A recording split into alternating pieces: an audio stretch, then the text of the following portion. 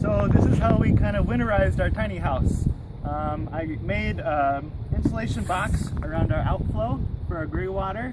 And then we also had an insulation box around our in for our water, hooking up to the water pipe. And it's spring now, so we don't need it anymore. So I get to take off our skirting. It was keeping all of our piping and everything from freezing underneath, but now we get to take it off. Should we mention like that's insulated with heat tape too? Do you want to show us the heat tape? Sure. Show us the heat tape. Yeah. So with the inflow, the water coming in, I insulated around and put heat tape so it wouldn't freeze in the hose between. Oh, is that the red right here? Yeah. So the red is heat tape. Okay. And there's more heat tape underneath. Sweet. Yep. Okay, take off the skirting. Woohoo! Sally, are you pumped or what? What? Are you excited? Oh, and it's raised off the ground? Yep, and I raised it off the ground. I just used a rain gutter and kept it up. Some people use like kind of little stakes to keep it up, but I just used the rain gutter and it's sturdy and solid. Cool. Oh my gosh.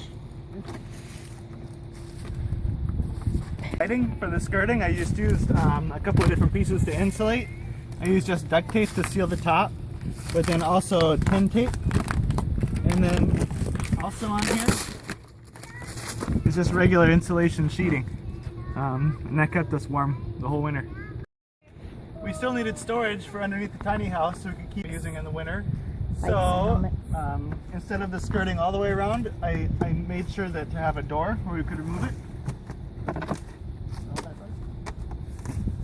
And then we could still store underneath the tiny house, and I could access it during the winter.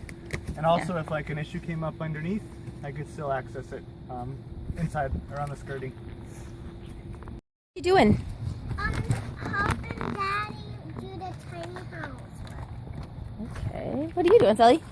I'm doing the same thing as Story's doing. What are you really doing?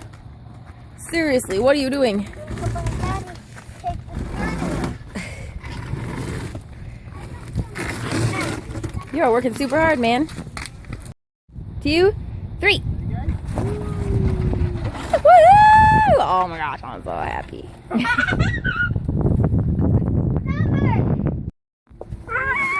Look out, still. Here's some detail shots. They wrapped all around really close. Made sure everything was kind of airtight, I guess. Sort of, kinda. Lots of measuring. Good job, Ryan. What a good tiny house skirter you are. Skirting in reverse.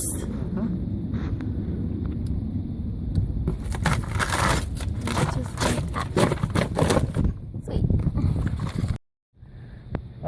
Not taking off the heat tape that I had wrapped around our PVC pipes during the winter.